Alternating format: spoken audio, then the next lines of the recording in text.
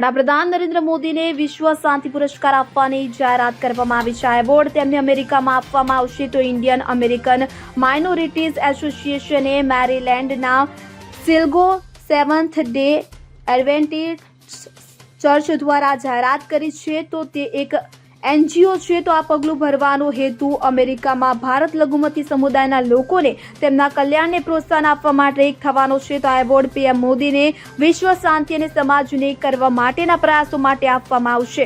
આ કાર્યક્રમ દરમિયાન PM મોદીને લઘુમતીઓના ઉત્થાન માટે વોશિંગ્ટનમાં Martin Luther King Junior global peace એવોર્ડથી સન્માનિત કરવામાં આવશે. આ એવોર્ડ વોશિંગ્ટન એડવેન્ટિસ્ટ યુનિવર્સિટી અને AIAM દ્વારા સંયુક્ત રીતે આપવામાં આવશે કે જેનો ઉદ્દેશ્ય લઘુમતીઓના કલ્યાણની સાથે તેમના સમાવેશી વિકાસનો છે.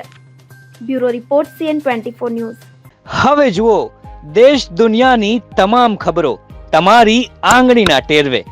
ઉઠાવો મોબાઈલ અને Google Play Store પરથી ડાઉનલોડ કરો અમારી CN24 ન્યૂઝ મોબાઈલ એપ.